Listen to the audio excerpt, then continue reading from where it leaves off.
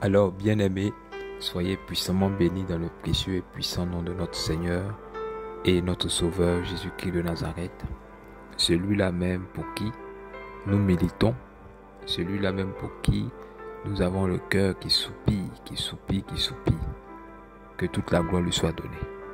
Et je bénis le Seigneur pour vos vies, je bénis le Seigneur pour tout ce que vous entreprenez, qui tend à donner gloire à Dieu, qui tend à œuvrer pour le royaume des cieux.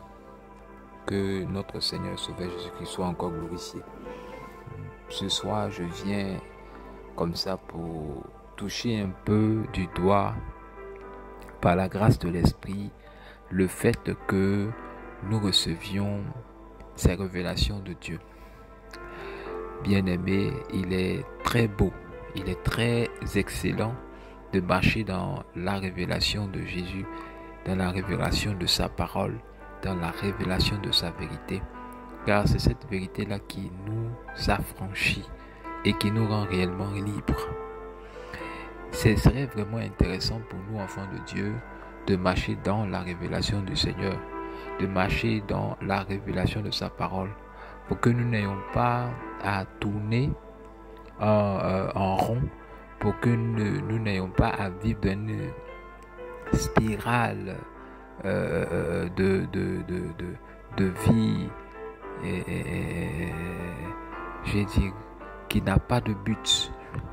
Donc c'est tellement important pour nous de chercher la révélation de la parole, pour marcher selon les désirs du Seigneur, pour marcher selon les directives et la direction de l'Esprit de Dieu. Parce que celui qui a ça dans le cœur, celui qui a à cœur de marcher dans les pas de Christ, dans sa parole, ne va pas faire des erreurs, parce que l'Esprit de vérité ne se trompe pas. Parce que l'Esprit de vérité est réellement celui qui nous guide dans notre destinée.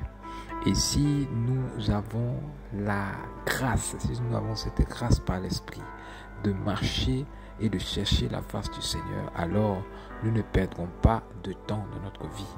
C'est en cela que le Seigneur a dit dans sa parole qu'il faut gagner du temps. Il dit qu'il faut racheter le temps, parce que le temps qui nous est imparti n'est pas assez. Amen. Ce temps-là n'est pas assez. Il est court.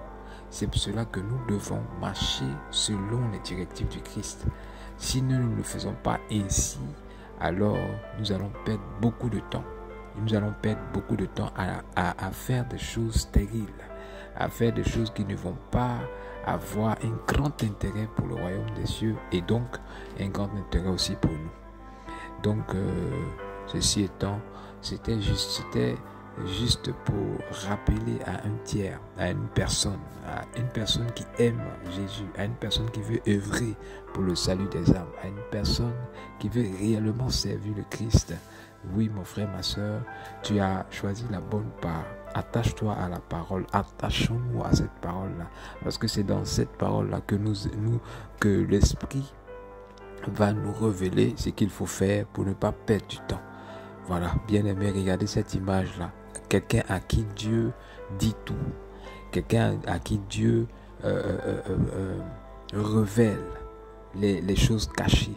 Ces genres de personnes-là vont droit leur chemin. Ce genre de personnes-là ne tâtonnent pas. Ce genre de personnes-là savent quand il faut rester à la maison, quand il faut sortir, quand il faut prier, parce qu'ils sont dirigés par l'Esprit de Dieu lui-même. Et ce genre de personnes sont des personnes à succès.